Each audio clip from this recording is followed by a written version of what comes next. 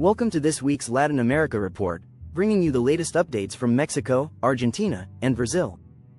In Mexico, Economic Minister Marcelo Ebrard met with U.S. officials in Washington, D.C., discussing trade negotiations and security concerns. This follows President Trump's tariff threats, putting pressure on Mexico to address migration and drug trafficking issues.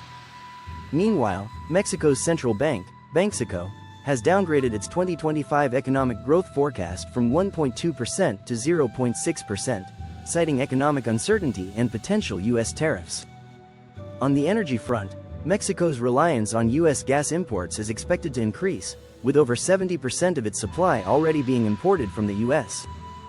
A new 715 kilometers gas pipeline project is set to expand energy access to the Yucatan Peninsula by mid-2025. In entertainment, Netflix announced a massive $1 billion investment in Mexico's film industry over the next 4 years, which is expected to generate jobs and boost tourism. Finally, President Sheinbaum has warned the U.S. against violating Mexico's sovereignty after American officials labeled major Mexican cartels as terrorist organizations without prior consultation. In Argentina, President Javier Milei is at the center of a cryptocurrency scandal after endorsing the token dollar Libra, which surged and then crashed, causing millions in investor losses. Investigations revealed a rug pull scheme, with over $300 million traced to fraudulent activities.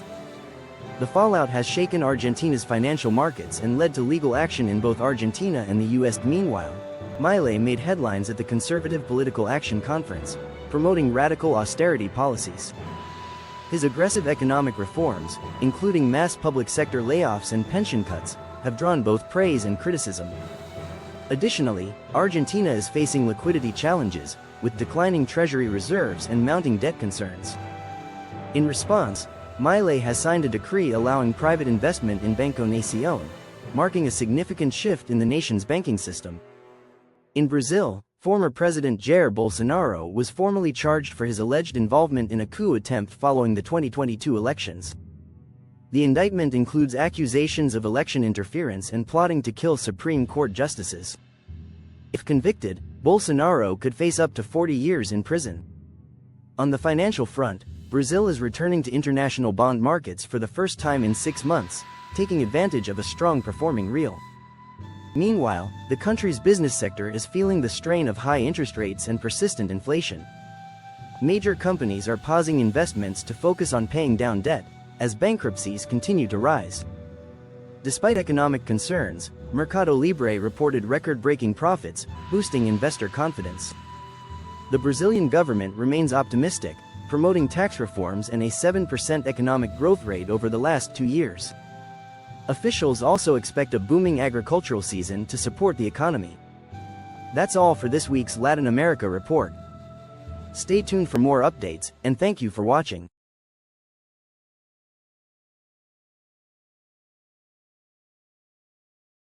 Argentina, a land of passion, tango, and breathtaking landscapes. But beneath the beauty lies a story of power, passion, and political obsession. At the heart of this story stands Juan Juan Perón, a soldier who mastered the art of winning the people. He didn't just seek power, he sought to rewrite the rules. Beside him was Evita Perón, a woman who turned charisma into a weapon. Together, they raised wages, nationalized industries, and built a cult of personality. But the elites and military distrusted their populism. In 1955, a coup forced Perón into exile. For the next 2 decades, Argentina spiraled. Democracy collapsed, dictators rose and fell, yet Perón's name echoed on. In 1973, he returned, only to die a year later, leaving behind political chaos and a new face of Peronism, his third wife, Isabel. A dancer turned president, a country unraveling. In 1976, General Jorge Videla led a coup, launching a brutal military dictatorship. He carried out large-scale repression of dissenters. His successor, Leopoldo Galtieri, maintained the regime's authority and in 1982 gambled on invading the Falklands, only to be crushed by Britain. In 1983, democracy returned with the election of Raúl Alfonsín. He sought justice for the dictatorship's crimes and economic recovery, but Argentina's deep-seated issues remained. In 1989, Carlos Menem revived the Pelonist legacy. He embraced neoliberalism, privatized state industries, and temporarily boosted the economy. Yet the illusion of prosperity shattered as inequality soared and financial crisis loomed. At the turn of the 21st century, Argentina faced another economic collapse. Amid the chaos, a new Pelonist leader emerged, Néstor Kirchner. His policies revived the economy and brought stability, but power soon became a family affair. And when he stepped aside, his wife Cristina took the throne. In 2015, Mauricio Macri aimed to dismantle Pelonist influence with market-driven reforms, but his strategy fell short, setting the stage for Pelonism's return in 2019 with Alberto Fernandez as president. But Argentina was growing restless. Decades of economic crisis, corruption, and failed policies left the people disillusioned. And in 2023, a radical new voice rose up. Javier Milei, a devoted libertarian, he vowed to dismantle Pelonism, slash government spending, and even dollarize Argentina's economy. Will Milei break the cycle, or is Argentina destined to return to its Pelonist roots? History suggests that Argentina's political stage is never truly settled. Pelonism still lingers, waiting for its next act on the stage. Welcome to our whirlwind tour of Mexico's recent history from 1944 to today, where we'll meet the leaders who shaped the landscape behind Mexico's emerging market opportunities.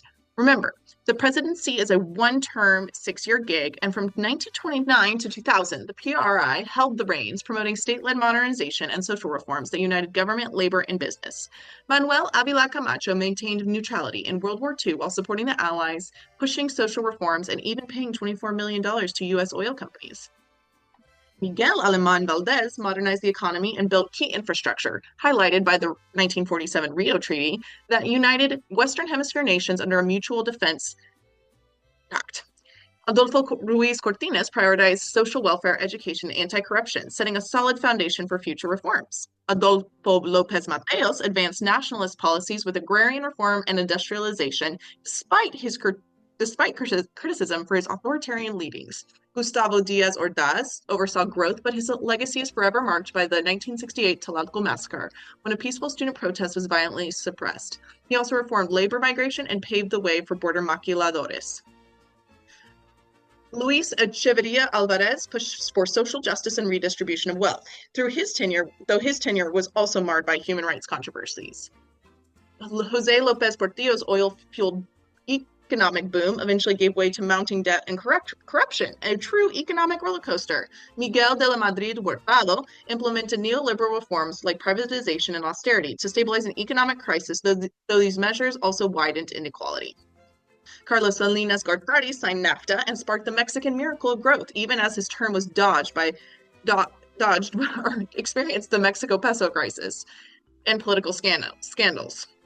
Ernesto Zedillo inherited a severe crisis and secured a $20 billion loan and laid the groundwork for greater political liberalization.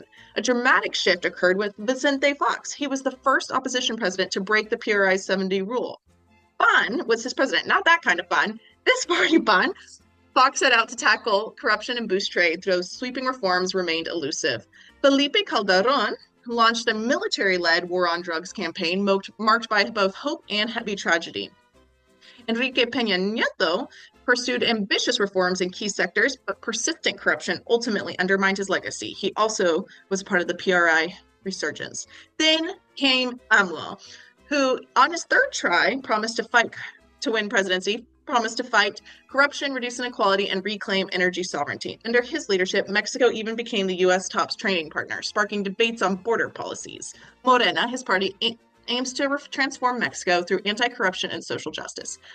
And finally, Claudia Sheinbaum, also a part of the Morena party, is AMLO's protege and Mexico's first woman president. She is poised to drive progressive policies in sustainability and urban development.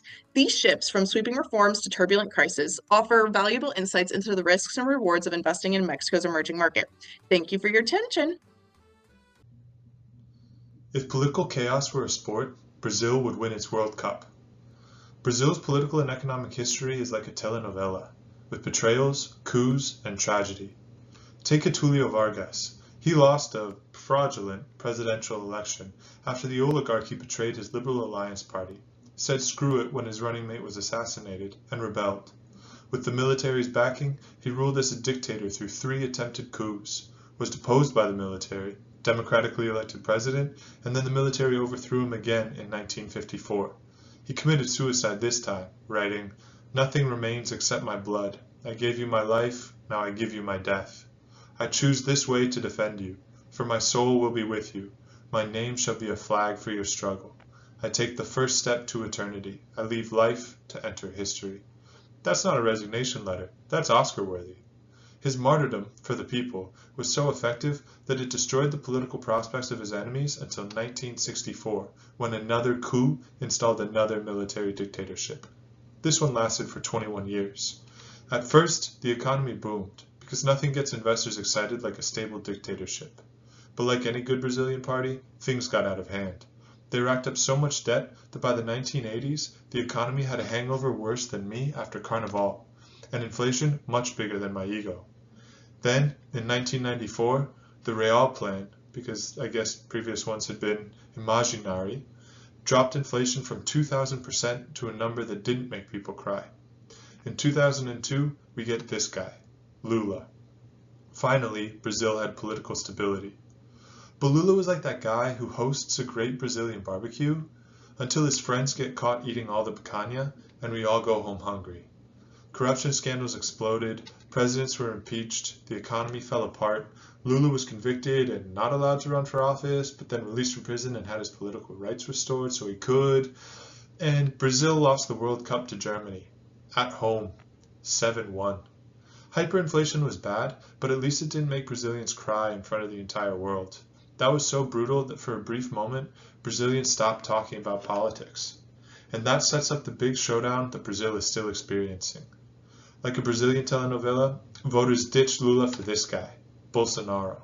A former army captain, he promised law and order, but ended up ruling like my crazy uncle at Thanksgiving, denying climate change, COVID, and even reality itself at times.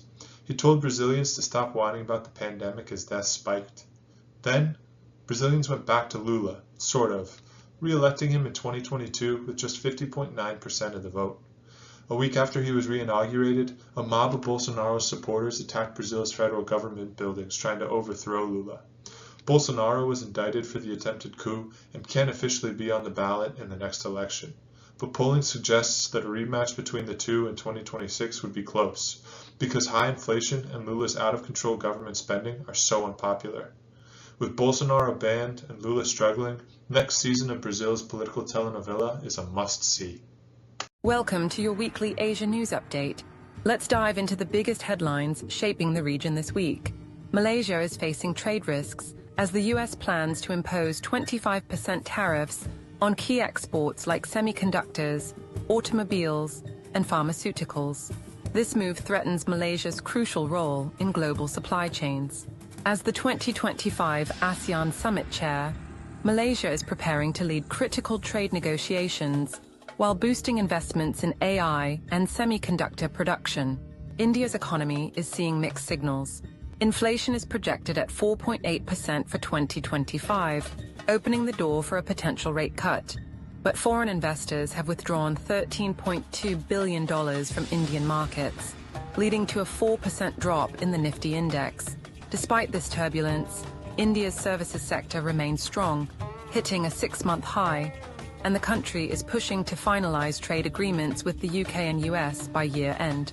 Thailand is facing growing economic pressures.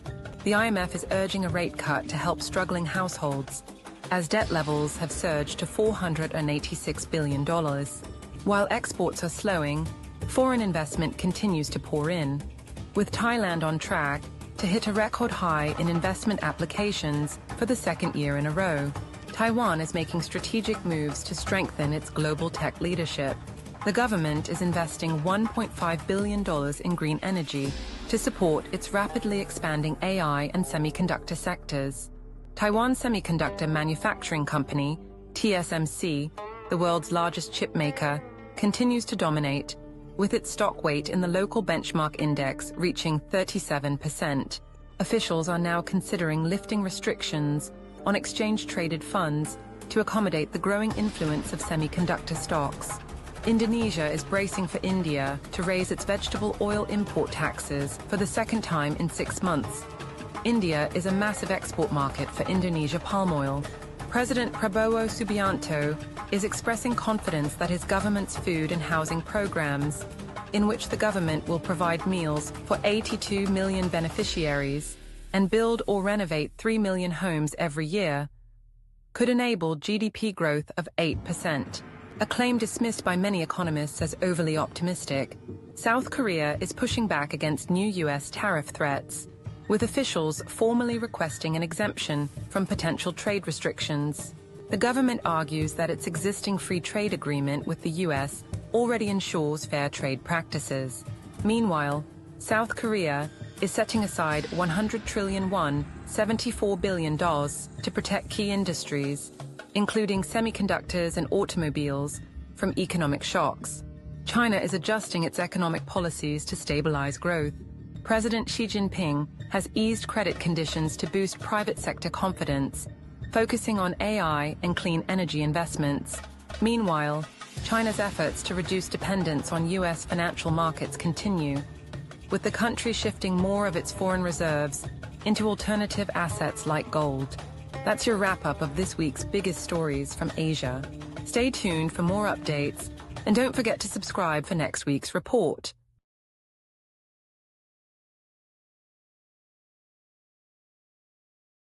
Today, I will be giving a brief overview of modern Korean history, politics, and culture after Second World War.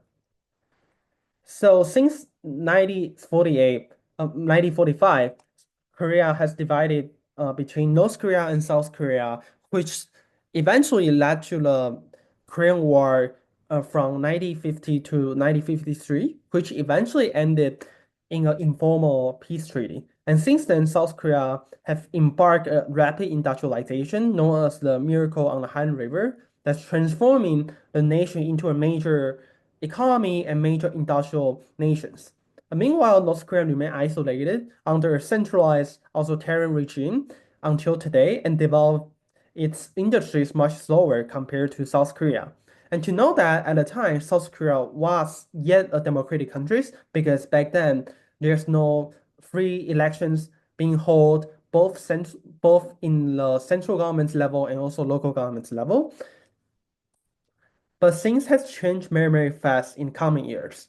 Particularly in 1987, South Korea transitioned to democracy after decades of authoritarian rule, holding free elections and strengthening its institutions in a democratic manner. Today, it's a key player in global politics, apparently. However, North Korea remains under the dictatorship of Kim Jong-un, maintaining heavily militarized stance and making military its priority instead of economy and other area of development.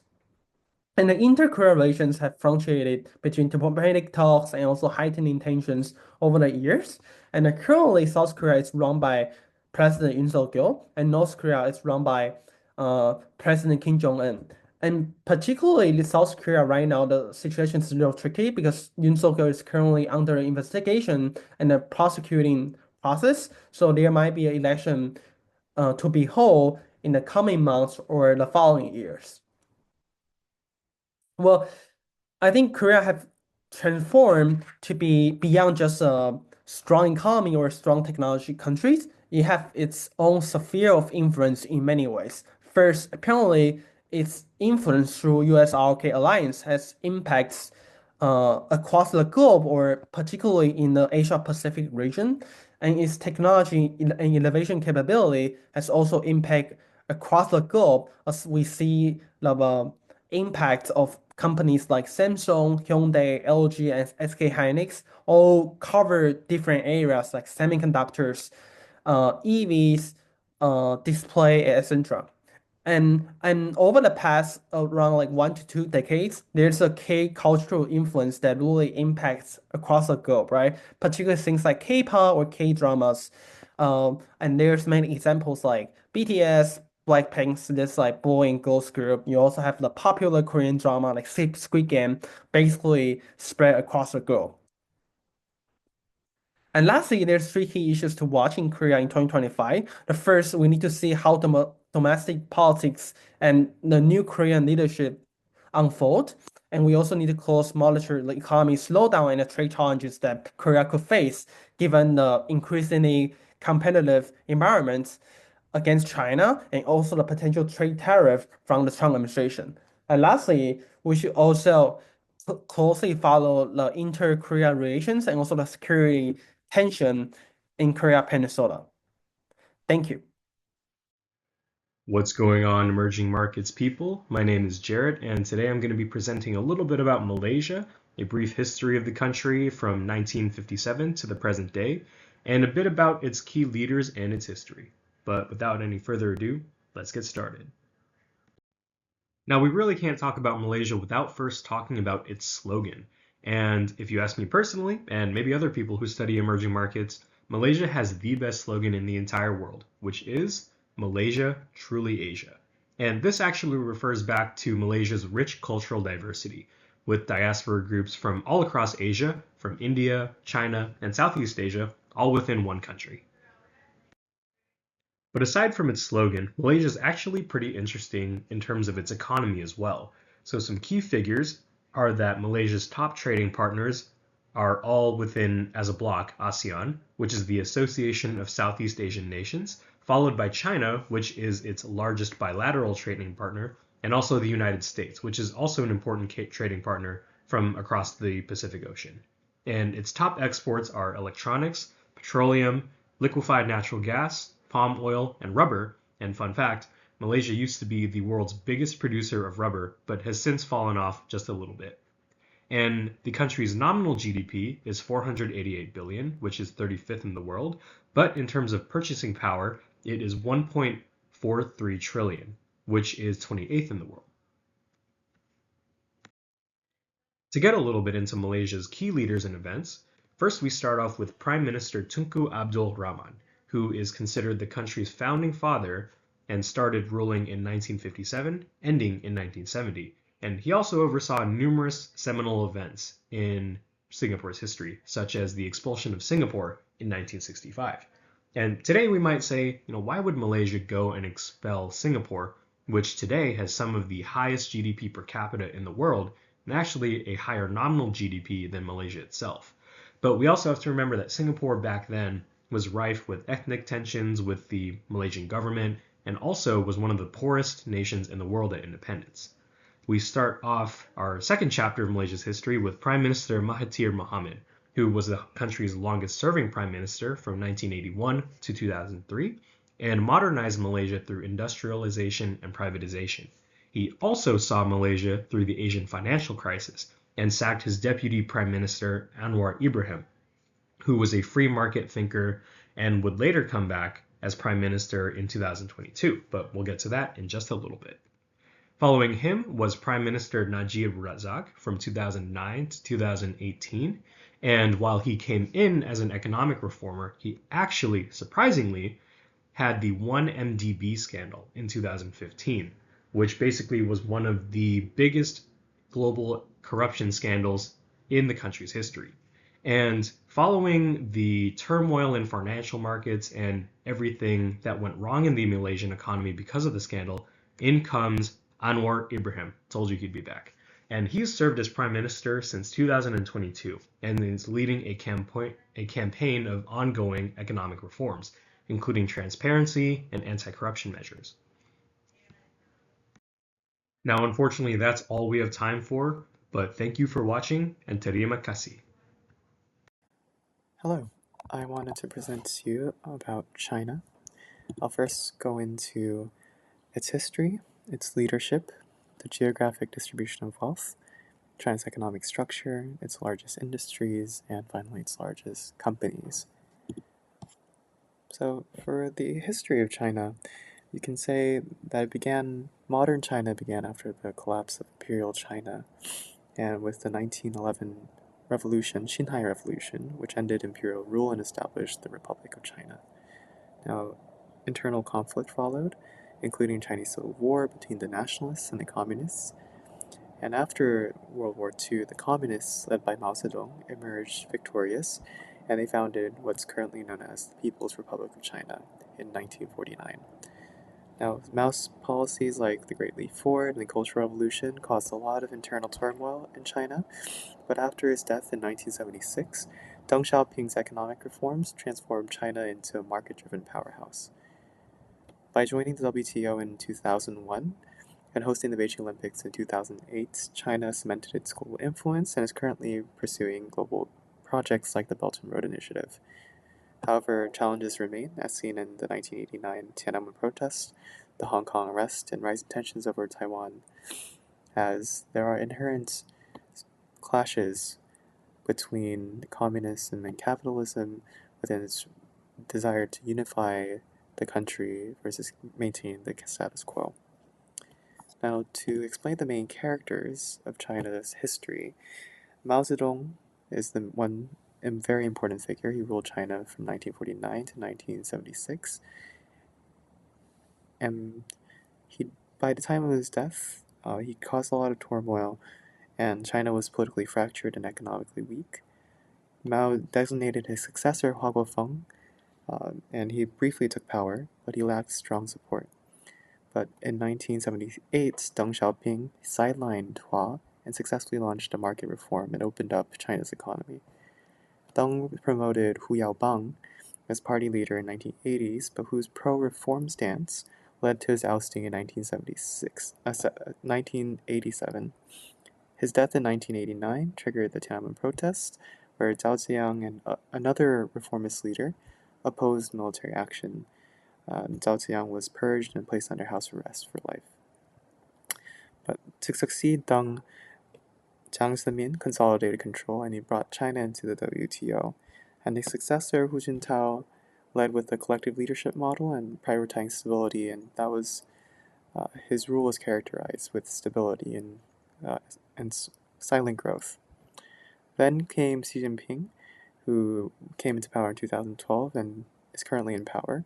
He had decentralized political authority and removed term limits, and he brought back strong party control. And right now he rules with one-man dominance, and he's shaping China in ways that haven't been seen since Mao Zedong. Now I'll go to the regional distribution of China's economy and wealth. Looking at all the history, you can see that China's wealth is concentrated on coastal areas, like places like Shanghai, Jiangsu, Zhejiang, Fujian, Tianjin, and Guangdong. These places got rich through maritime trade, and a lot of capital flows through them. And in contrast, you can see that the inner inlands are less well off compared to those places. China's GDP distribution is currently heavily focused on services in the past 10 years, and consumption only makes up about 56% of GDP compared to other economies. And so hence a lot of people are making the stance that China should open up more consumption to boost its economic growth. China's largest industries are all construction related so far. You have copper ore mining with 13 trillion US dollars, building construction at 2 trillion, real estate development and management 2 trillion, steel rolling 1 trillion. But you'll soon see online shopping, software developments will continue to grow in prominence in the upcoming years. Finally, China's largest companies. As shown in the largest industries, PetroChina is the largest in terms of revenue with 486 billion US dollars. Next is JD.com, which is an online retailer. And then Ping An Insurance, Financial Services, China Construction Bank, Tencent Holdings, China Merchant Bank, BYD, which is growing rapidly in the past 5 years. And yeah, thank you so much. I'm happy to respond to any questions. Welcome to this episode of Discovering an Emerging Market. Today we're learning about India, one of the world's fastest growing emerging market economies. India is a land of immense opportunities. With an expanding middle class, a booming digital economy, and a strong manufacturing sector, India is a destination for global investors. India's economic rise is not just a result of policy reforms, but also its strategic location, young workforce, and a focus on technological innovations. Today, we explore how India transformed from its newly independent nation into an economic powerhouse, offering lucrative opportunities for investors worldwide. Following its independence from British rule in 1947, India embarked on a journey of self governance. The adoption of the Indian Constitution in 1950 established India as a democratic republic, providing a framework for political stability and governance. Jawaharlal Nehru, India's first prime minister, implemented socialist policies, emphasizing industrialization and self reliance. This era saw the birth of India's mixed economic model, which combined state led planning with democratic principles. For the next few decades, the Congress Party dominated India's political landscape. However, challenges such as slow economic growth and political instability led to increasing calls for reforms. The turning point came in 1991 when economic liberalization opened India to global trade, privatization, and foreign investment. By the 2000s, India had become an IT and service industry hub, fostering urbanization and entrepreneurship. Today, it is the world's fifth largest economy with a nominal GDP of $3.74 trillion dollars and a rapidly growing consumer market. Key economic indicators showcase India's potential. GDP per capita has risen from $250 in 1947 to nearly $2,500 today. Foreign exchange reserves have surged past 700 billion and exports have grown exponentially. Narendra Modi's landslide victory in 2014 marked a new era focused on economic reforms, infrastructure development, and digital governance. India has strengthened its position in global geopolitics, particularly in trade and defense partnerships. As India continues to integrate into global markets, sectors such as fintech, manufacturing, and renewable energy present lucrative investment opportunities. Programs like Make in India and Digital India are driving innovation and infrastructure expansion. India's foreign policy has evolved significantly, from leading the non alliance movement to forming strategic alliance with the US, Russia, and Quad partners. The country is strengthening its role in trade, defense, and climate initiatives. Now, from its early struggle to its rapid ascent to global force, India's transformation is nothing short of remarkable. As an emerging market, India offers unmatched opportunities for investors seeking growth, innovation, and reliance. Now, the story of India is still being written, and its brightest chapters are yet to come. All right. Hello, everyone. Today we're going to be looking at Indonesia's political and economic history, going all the way back to 1945.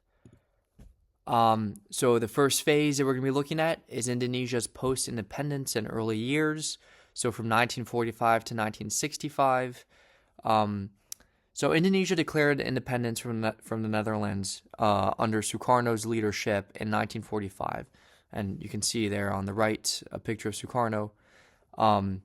Following that declaration, there was an Indonesian National Revolution from 1945 to 1949 that lasted 4 years and culminated in Indonesia's independence in 1949.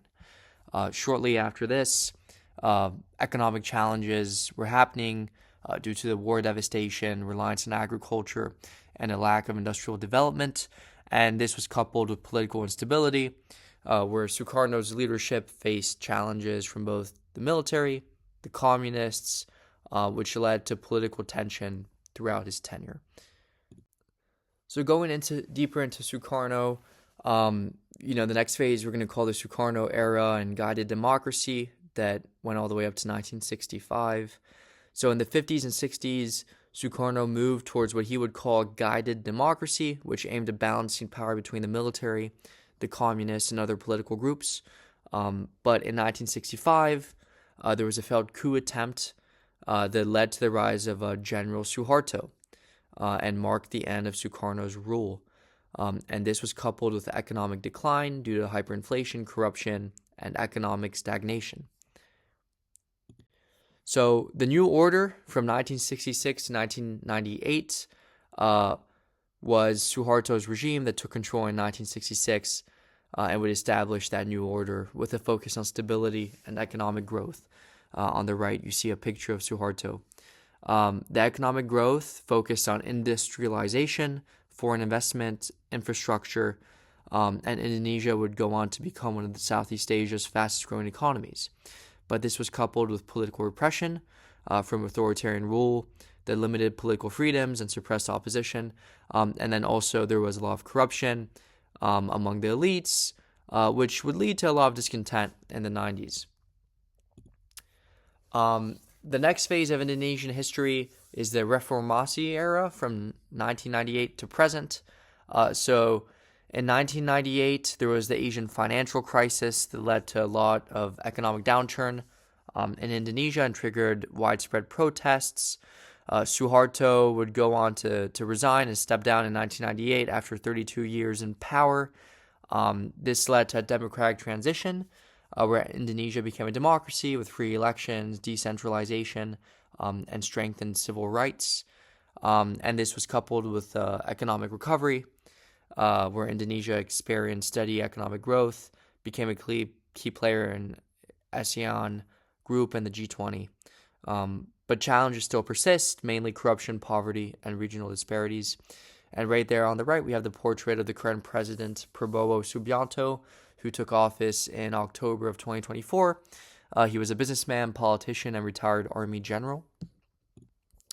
So to sum things up, going back to 1945, there was a political evolution that Indonesia saw from authoritarian rule to being a democracy today. Their economic evolution really was in the 90s and through today. Although challenges still obviously do remain, Indonesia is very much one of the main emerging markets in Southeast Asia. And current outlook is that Indonesia is a regional power. It's growing its influence, but it still has issues it needs to address, like inequality, environmental sustainability, and political stability. Taiwan's history is intertwined with China's past, beginning with Sun Yat-sen, the founding father of the Republic of China. In 1912, he led the overthrow of the Qing dynasty and established the Republic of China and served as the first president and the inaugural leader of the Kuomintang, aka Chinese Nationalist Party, envisioning a modern, democratic China. However, political instability followed. After Sun's death in 1925, Chiang Kai-shek took leadership of the Kuomintang. He fought both Japanese invaders and Chinese communists, but Mao Zedong's communist forces triumphed. By December 1949, Chiang Kai-shek evacuated his nationalist government to Taiwan and made Taipei the temporary capital of the Republic of China. Around 2 million people were evacuated to Taiwan, and from Taipei, Chiang ruled under martial law, maintaining that the Republic of China was the legitimate government of all China. His son, Chiang Ching-kuo, took over in 1978 as president of the Republic of China, lifted martial law, loosened authoritarian rule, initiated democratic reforms, promoted industrialization, and served until his death in 1988. Democratization accelerated under Lee Teng-hui, Taiwan's first native-born president. In 1996, Taiwan held its first direct presidential election, marking a historic shift. Lee's policies emphasized Taiwanese identity, straining relations with Beijing. By allowing Taiwan's first-ever direct presidential election in 1996, Lee further solidified Taiwan's democratic path. In 2000, Taiwan saw its first opposition leader take power. Chen Shui-bian pushed for a stronger Taiwanese identity and strained relations with Beijing through a strong pro-independence stance and policies that challenged the One China principle.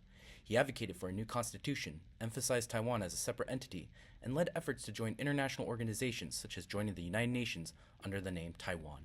These moves heightened tensions between Taiwan and China.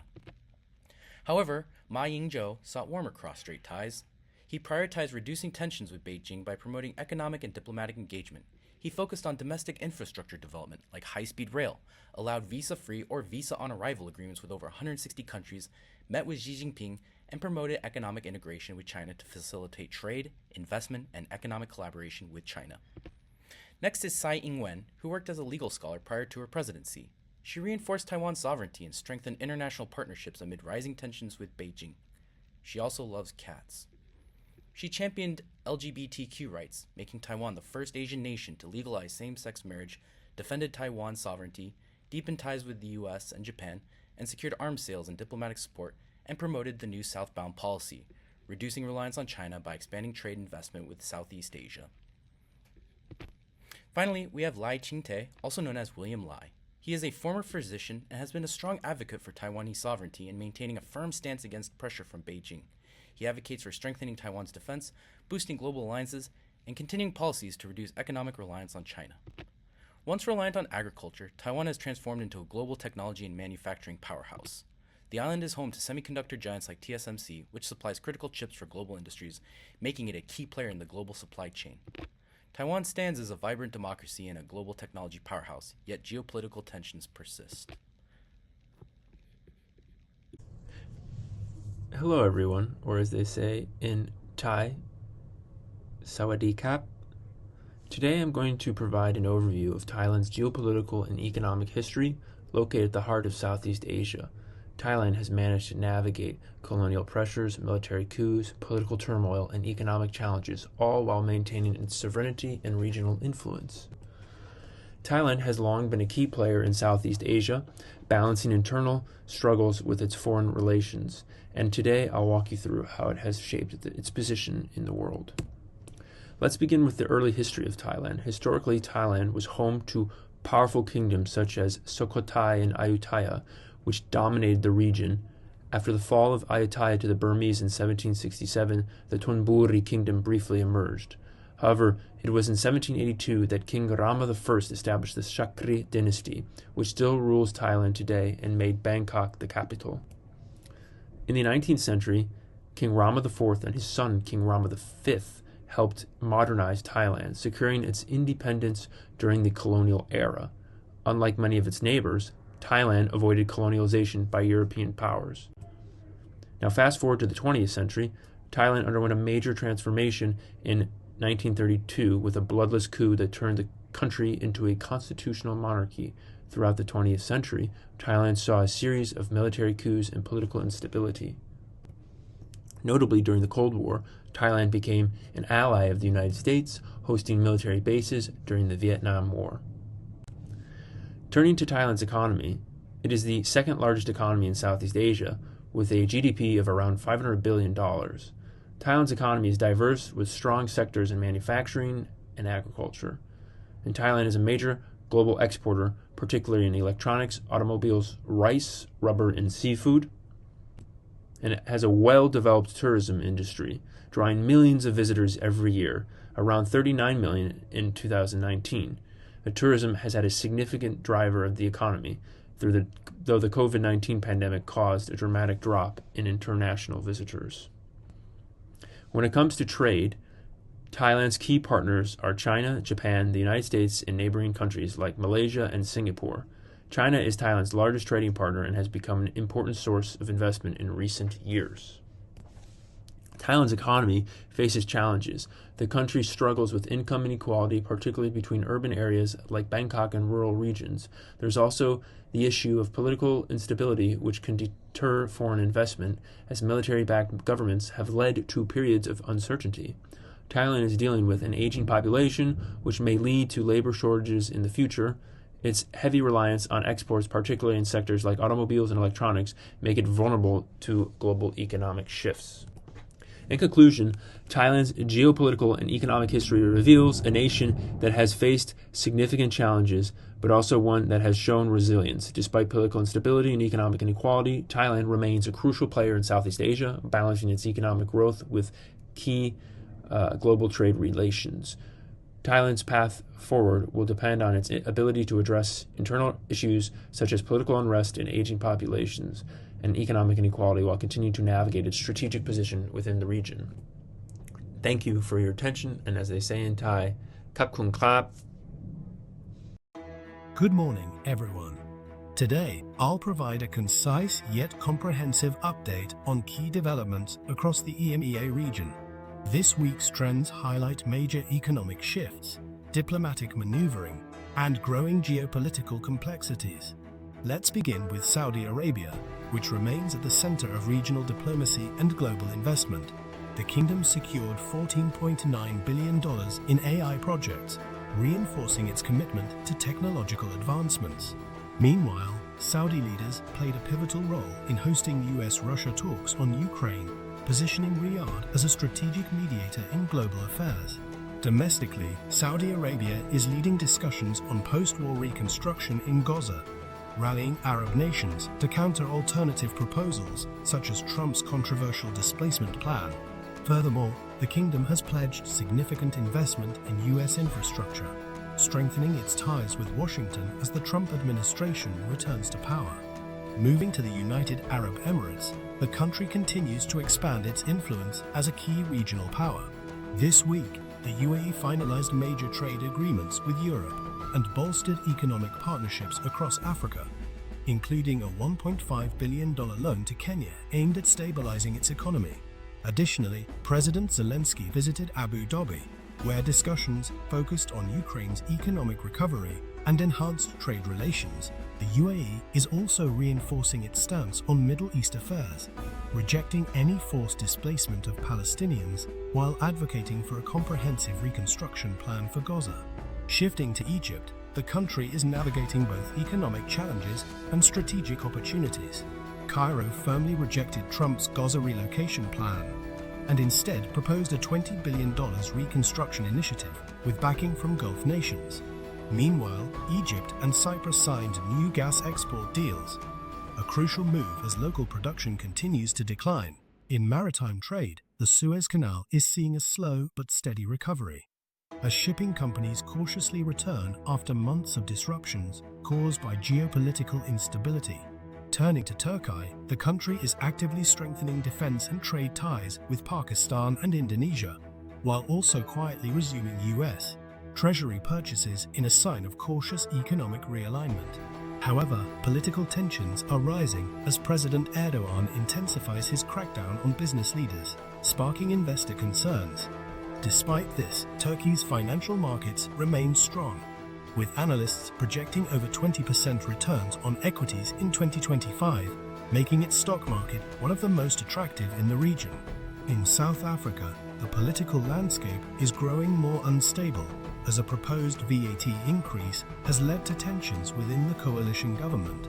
At the same time, the European Union is deepening trade and investment ties with the country, while the US has voiced criticism over South Africa's defense cooperation with Russia and China. Despite these uncertainties, the government remains focused on economic recovery, aiming for over 3% GDP growth, supported by large-scale infrastructure investments worth $51 billion over the next 3 years. Finally, in Poland, security and defense remain top priorities. The government has announced $160 billion in defense and infrastructure investments, aligning itself closely with Europe's Ukraine strategy. Meanwhile, concerns persist over Poland's internal political stability, as tensions escalate ahead of the May 2025 presidential elections. Additionally, Poland is making a strong push to modernize its military and energy sectors, securing European Union recovery funds to strengthen its defense industry. Across the EMEA region, we see a recurring theme: nations recalibrating their strategies in response to shifting geopolitical and economic realities, whether through AI investments, energy diplomacy, or military realignment. These countries are adapting to global uncertainties while seeking new opportunities. In the coming weeks, we'll continue to monitor how these developments shape trade, security, and economic resilience across the region. Thank you.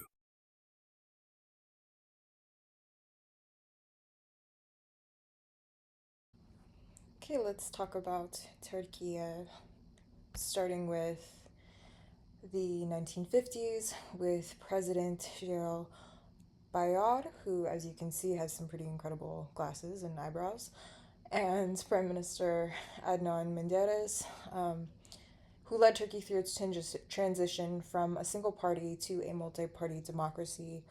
Menderes, in particular, was influential. He was really known for his charismatic leadership and economic liberalization policies. He was really beloved by the rural communities for modernizing agriculture and bringing about a lot of infrastructure changes and modernization there. However, political instability during this period also resulted in Turkey's first military coup in the 60s that marked kind of the beginning of the period of military interventions in Turkish politics since then. Menderes was actually executed following that coup and became a symbolic figure of democracy and martyrdom for many in Turkey. So in the 1980s, Turkey underwent a substantial economic reform initiated by Prime Minister Turgut Özal, who later became the president. Özal introduced liberal economic policies, deregulation, and privatization, which really opened the country up to global markets and foreign investment and accelerated the country's economic growth. It also coincided, however, with heightened tensions and more particularly with the Kurdish minority involving the PKK. And then the current president of Turkey, Erdogan, since 2010s, Erdogan has really centralized Turkey's power, but he's also expanded infrastructure and increased Turkey's geopolitical presence. His tenure has some economic challenges, including really, really high inflation rates and currency instability, and some controversial policies involving really his reluctance to raise interest rates despite this really really, really high inflation rates.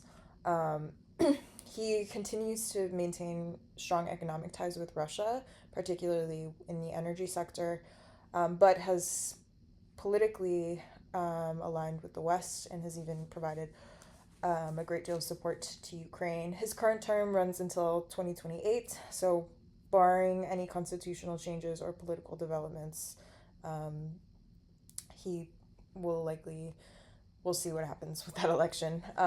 Despite some controversies and bouts of economic instability, Turkey really remains a critical partner to the US and to Europe, and has been a NATO ally since 1952. It also serves, is often referred to as the bridge between Asia and Europe, and is one of the most frequently visited places in the world, and I think for good reason. Poland's journey from a Soviet-controlled economy to a thriving European market was shaped by bold political leaders. Let's explore the key figures who defined this transformation.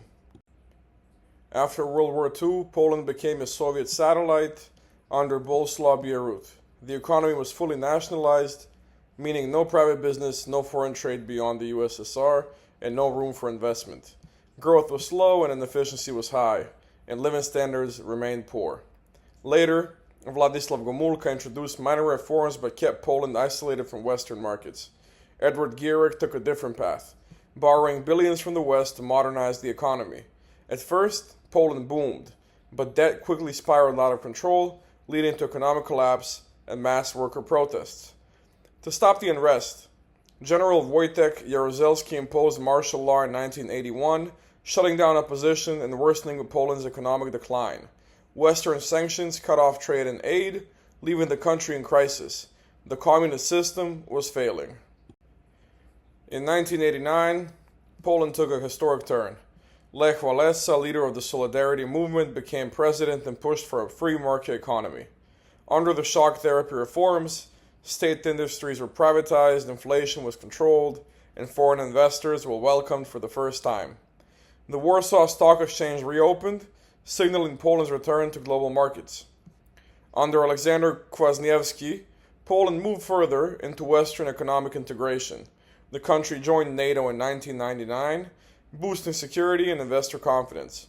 The real game changer, though, Poland joined the European Union in 2004, unlocking billions in EU funding and transforming its infrastructure and economy. Jaroslaw Kaczynski, leader of the Law and Justice Party, brought a populist economic approach, focusing on social programs that boosted local consumption. However, conflicts with the EU over judicial independence raised concern about foreign investment. Today, under Donald Tusk, Poland is rebuilding EU relations, attracting green energy investments, and strengthening its role in European markets. Investor confidence is rising again. But Poland's future remains uncertain. The 2025 presidential election will shape the country's economic and political direction. The two leading candidates are Rafał Trzaskovsky, representing the pro-EU Civic Coalition. He supports strong EU integration, advocates for business-friendly policies, renewable energy investment, and judicial independence. His policies are focused on modernizing Poland's infrastructure and tech sector. On the other hand, we have Karol Nawrocki, backed by the Conservative Law and Justice Party. He prioritizes national sovereignty, favoring domestic industry over foreign influence, and has plans to increase social spending, which could fuel local consumption. At the same time, Karol is skeptical of deep EU integration, which may create uncertainty for international investors. In just a few decades, Poland transformed from a closed-off communist economy to a thriving EU powerhouse. Strong leadership, bold reforms, and EU integration turned Poland into one of Europe's fastest-growing economies. Its journey is far from over.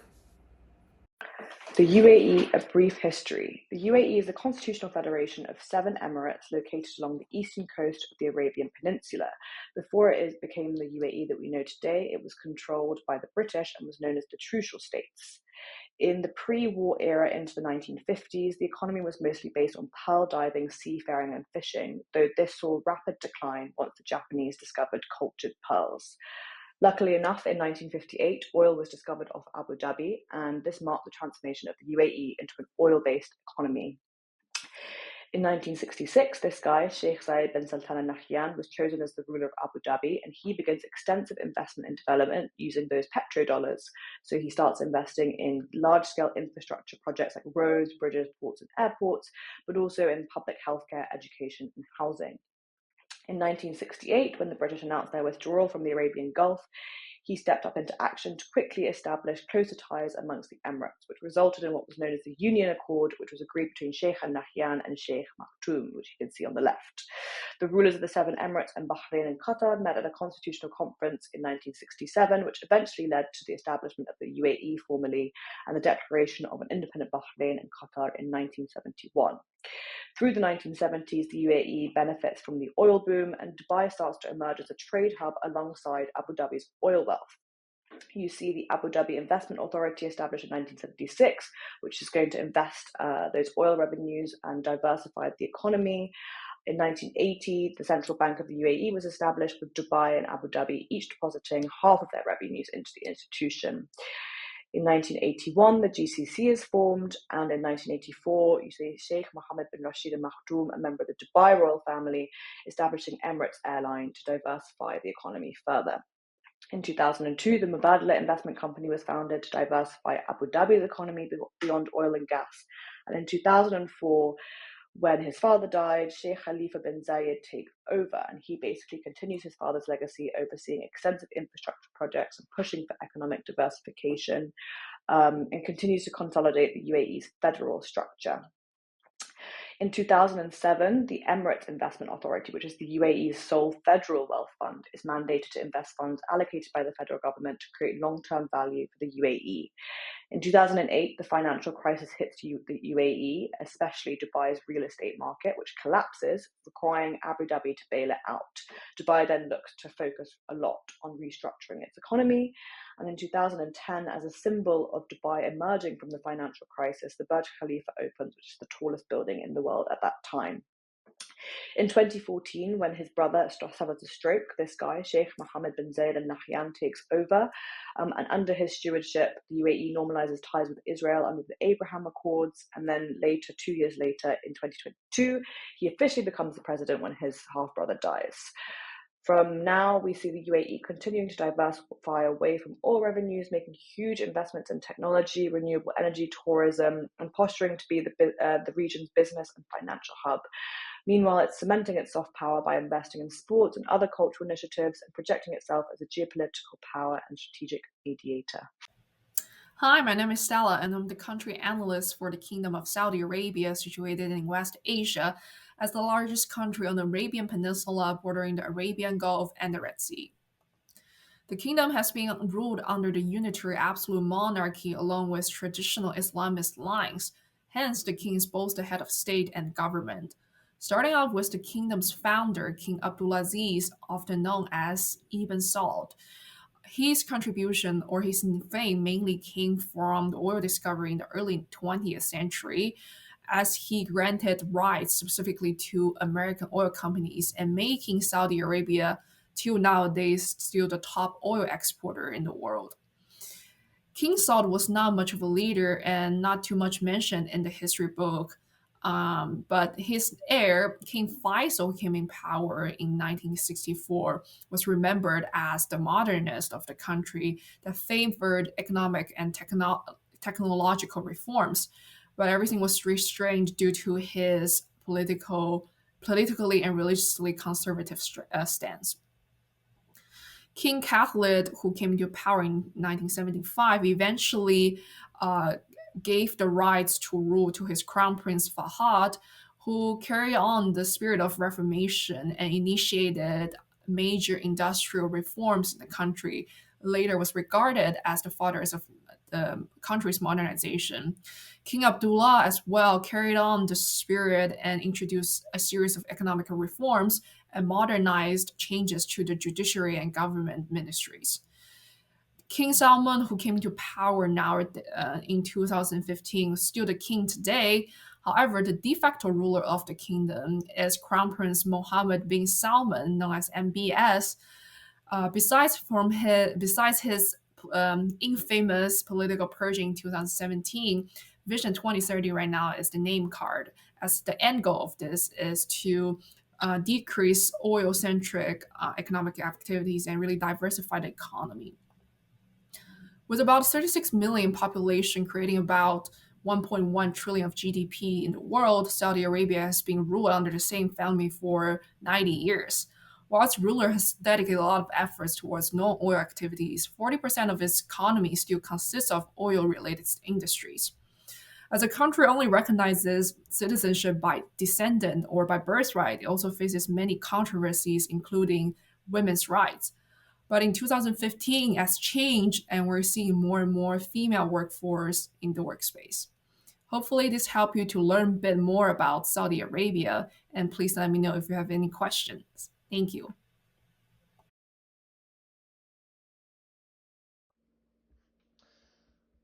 Hello, I'm going to present you Egypt. So Egypt formally gained independence from the UK in 1922.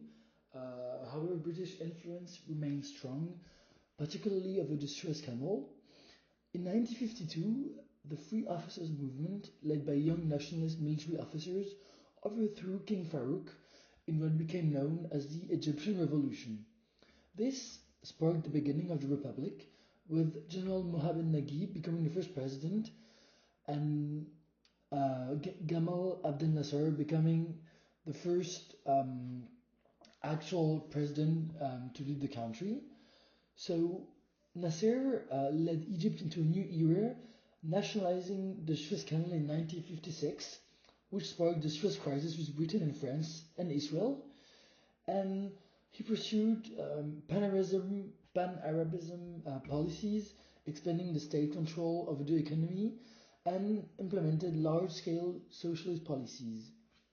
His leadership defined Egypt's world identity, but his ambitions also led to tensions, particularly after Egypt's defeat in the 1967 Six-Day War. After Nasser's death in 1970, Anwar Sadat took over and dramatically changed Egypt's trajectory. So he shifted the economy toward privatization through his Infita, so-called the open door policy, and sought peace with Israel after the 1973 Yom Kippur War. This led to the historic 1979 Egypt-Israel Peace Treaty, making Egypt the first Arab state to officially recognize Israel. Following Sadat's assassination in 1981, Hosni Mubarak took over the Egypt leadership for 3 decades, maintaining stability while expanding economic privatization. However, his rule became increasingly authoritarian, and this culminated in the 2011 Arab Spring, a mass protest movement that forced Mubarak to step down after 30 years. This led to Mohamed Morsi's brief presidency until 2013, before Sisi took the power in 2014 with a very tight grip on the power, implementing constitutional changes to extend his role and pursuing large economic planning with IMF-backed austerity measures. Hello and welcome to my presentation on the tiny yet powerful nation-state of Qatar. Qatar, once a Portuguese trading outpost before submitting to the Ottomans, became a British protectorate in 1820. Its economy was dominated by the pearl trade for hundreds of years, and this is how they used to collect them. However, in the 30s, this man created synthetic pearls, destroying the pearling industry and crashing Qatar's economy. Incidentally, pearls are what gave Doha's famous man-made island its name. Here it is, the Pearl, a place less known for its tradition, class or finesse, and more for its boozed-up, oikish British expat community.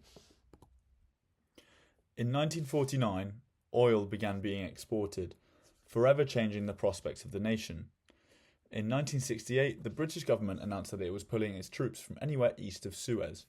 Qatar, feeling vulnerable given its small size, decided to join forces with other Gulf states, notably Dubai and Abu Dhabi, in a federation of Arab Emirates.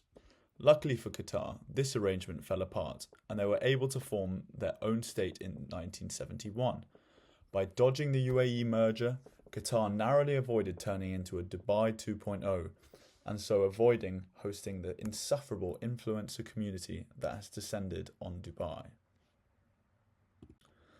The Al Thani ruling family traces its roots back to the Prophet Ismail and has ruled Qatar since 1847. Qatar's first ruler was Ahmed bin Ali, who oversaw its transition to full statehood in 1971. He was deposed by Sheikh Khalifa bin Hamad bin Abdullah bin Jasim bin Muhammad Al Thani, his cousin, who ruled as Emir until 1995. Shortly after, in 1973, the 6th of October War began and the price of oil quadrupled. Oil revenues massively increased, turning Qatar into one of the richest nations per capita. Qatari oil actually ran out in 2023, but Qatar's secret weapon is its gas, with the third largest proven reserves in the world.